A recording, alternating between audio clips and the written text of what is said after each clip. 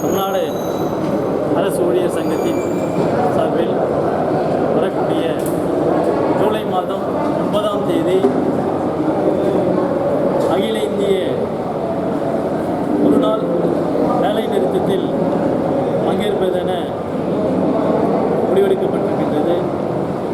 இந்த வேலை நிறுத்தம் இந்தியா முழுவதும் இருக்கின்ற தொழிற்சங்கங்கள் ஒன்றிணைந்து அகில இந்திய அளவில் ஒரு முடிவெடுக்கப்பட்ட இந்த வேலை நிறுத்தம் ஒரு முக்கியத்துவம் வாய்ந்த வேலை நிறுத்தம். இந்த வேலை நிறுத்தத்திலே தமிழ்நாடு அரசு ஊழியர் சங்கத்தின் சார்பிலும் அதேபோன்று சமீபத்தில் நடைபெற்று முடிந்த ஜாக்டோ ஜியோ மாநில ஒருங்கிணைப்பாளர்கள் கூட்டத்திலும் முடிவெடுக்கப்பட்டிருக்கின்றது. அந்த அடிப்படையில் மாநிலம் முழுவதும் இருக்கின்ற அரசு ஊழியர்கள், ஆசிரியர்கள் அந்த வேலை நிறுத்தத்தை பங்கேற்று சிறப்பிக்க இருக்கின்றோம். இந்த வேலை நிறுத்தம் என்பது ஒரு முக்கியத்துவம் வாய்ந்த வேலை நிறுத்தம். தற்போதைய சூழலில் மிகவும் துறைகளிலே காலி பணியிடங்கள் ஏராளமாக இருக்கின்றன. பொருளாதார ஆய்வறிக்கைகள் தொடர்ச்சியாக இந்த வேலை வாய்ப்பின்மை பொருளாதாரத்தை பின்னுக்கு தள்ளுகின்ற ஒரு விஷயமாக பொருளாதார ஆய்வறிக்கையில் சுட்டிக்காட்டப்படுகிறது. சமீபத்தில் கூட மத்திய அரசு வெளியிட்ட ஒரு சுற்றறிக்கையில் கடந்த 10 மாதங்களாக 4.9% வேலை வாய்ப்பின்மை 5.1% கூடியிருப்பதாக மத்திய அரசே சுட்டிக்காட்டியிருக்கின்றது. அதேபோன்று எதிர்காலத்தில் ஏஐ என்பது மிகப்பெரிய வேலையின்மை தாக்கத்தை ஏற்படுத்தும் என்று கடந்த ஆண்டு மத்திய அரசு வெளியிட்ட பட்ஜெட் கூட்டத்தொடருக்கு முன்பாக வெளியிட்ட பொருளாதார ஆய்வறிக்கையில் ஏற்கனவே மத்திய அரசு சுட்டிக்காட்டியிருக்கின்றது. அதோடு மட்டுமல்லாமல் இந்தியா முழுவதும் அதுவும் குறிப்பாக தமிழகத்திலும் அனைத்து துறைகளிலும் சிறப்பு காலமுறை ஊதியம், தொகுப்பூதியம், மதிப்பூதியம் என்று குறைந்தபட்ச ஊதியத்தில் ஊழியர்களுடைய உழைப்பை ஒட்ட சுரண்டக்கூடிய வேலையை மத்திய மாநில அரசுகள் தொடர்ச்சியாக கடைபிடித்து வருகின்றன. இதுபோன்ற பணியிடங்களை முறையான காலமுறை ஊதியத்தில் பணி நியமனம் செய்யப்பட வேண்டும் என்ற ஒரு பிரதான கோரிக்கையாக வைத்திருக்கின்றோம்.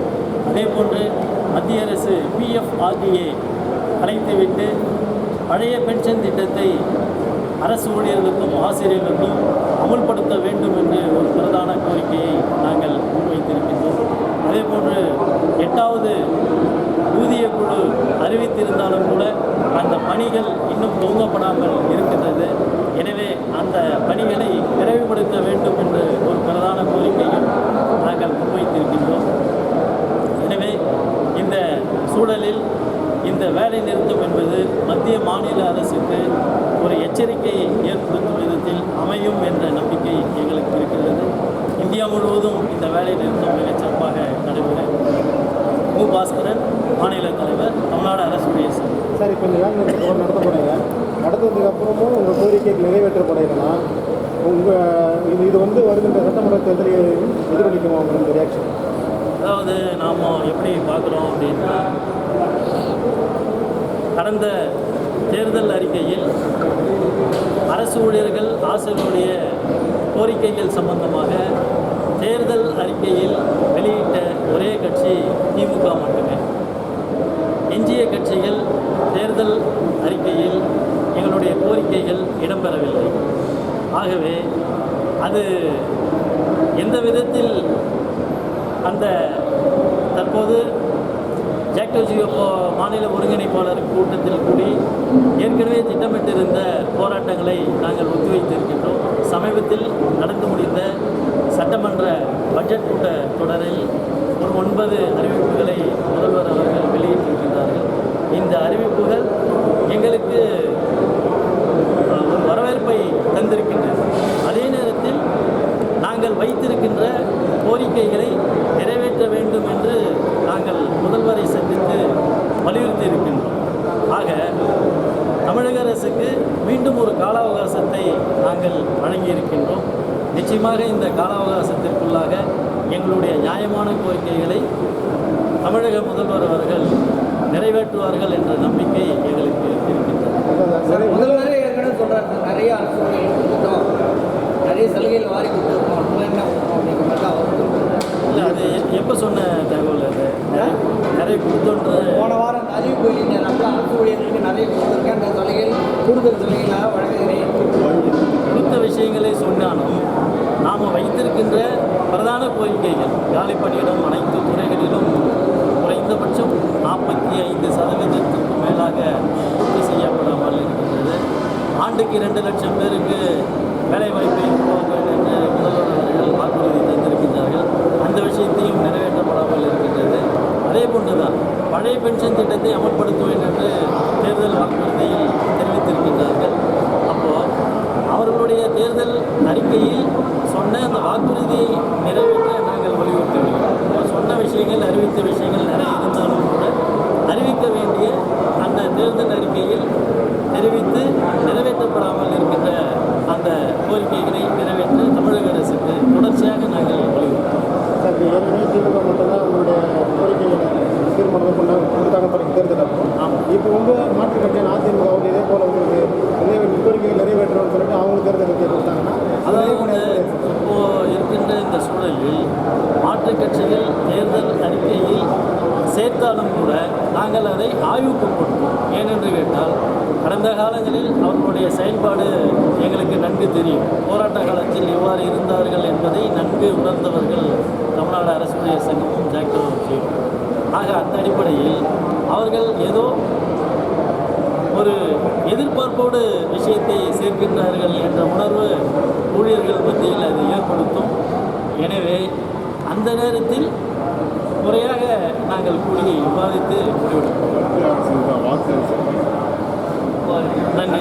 திமுக கொடுத்த வாக்குறுதி அது வரைக்கும் ஏற்றுக்கிறோம், மற்ற கட்சி கூட ஏற்றுக்க மாட்டோம் சொல்ல வரீங்க. அதுதான் அந்த நேரத்தில் கூடி நாங்கள் விவாதித்து முடிவெடுப்போம்னு சொல்கிறோம்ல.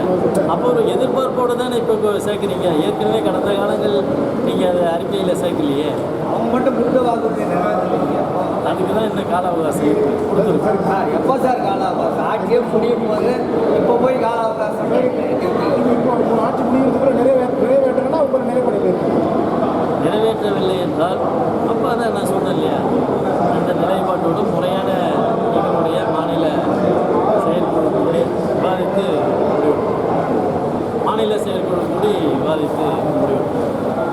இப்போ கடந்த காலங்களில் போராட்டம் நடத்தும் போது வந்து பார்த்தீங்கன்னா பெரிய அளவுக்கு அரசாங்கம் இது பண்ணாமல் இப்போ ரீசெண்ட் டேஸில் வந்து பார்த்தீங்கன்னா போராட்டம் நடத்தினா வந்து உடனடியாக சஸ்பெண்ட் நடவடிக்கை, இல்லைனா நீங்கள் போராட்டம் நடத்துறது வந்து வார நாட்களில் வேலை நாட்களில் பண்ணது போய் இப்போ மாலை நேரங்களில் விடுமுறை நாட்களில் நோக்கி போய்கிட்டு இருக்கு. ஒரு விஷயத்தில் இப்போ அரசாங்கம் அதை மிரட்டுறதான இதுதானே அந்த இதுதானே போகுது. உடனே அனுமதி ரத்துன்றாங்க. இல்லை, நீங்கள் ஒரு விஷயத்த நல்ல கேள்வி. இதை நீங்கள் எப்படி பார்க்கணும்னா, நாங்கள் இந்த பட்ஜெட் அறிவிப்பு பின்பு போராட்டத்தை தொடர்ந்தோம். இப்போது பட்ஜெட் தொடர்ந்த பிறகு தேர்வு காலத்தில் மாணவர்கள் பாதிக்கப்படக்கூடாது என்பதற்காகத்தான் அந்த தேர்வு பணிகள், விடைத்தாள் திருத்தும் பணிகள் இவைகள் பாதிக்காத வகையில் ஞாயிற்றுக்கிழமை போராட்டத்திற்கு தேர்வு செய்யும். எனவே தேர்வு காலம் முடிந்துவிட்டது. பின்னர் ஜூலைக்கு பிறகு ஆகஸ்ட் மாதத்திற்கு பிறகு திட்டப்படக்கூடிய கூட்டங்களில் நிச்சயமாக வேலை நிறுத்தம் என்று சொன்னால் அது ஒரு வேலை நாளாகத்தான். சார், நிறைய இடங்களில் அரசு ஊழியர்கள் மிரட்டப்படுறாங்க. மாநில இந்தியாவில் மிரட்டி செய்யணும் சொல்கிறாங்க. இப்போ டாஸ்மாகில் அப்படின்னா போய் அந்த அதிகாரிகள் மாட்டிருக்காங்க. அதை பற்றி என்ன சொல்லுவாங்க? நீங்கள் எதாவது ஸ்பெசிஃபிக்காக சொன்னீங்கன்னா சரியாக இருக்கும். இப்போ டாஸ்மாக்லேயே சொல்கிறோம். டாஸ்மாகில் போட்டு ஒரு அதிகாரிகள் தான் நம்ம கூப்பிட்டாங்க. டாஸ்மாக் வந்து உறுப்பினர்கள் சிஐடியூவில் இருக்காங்க.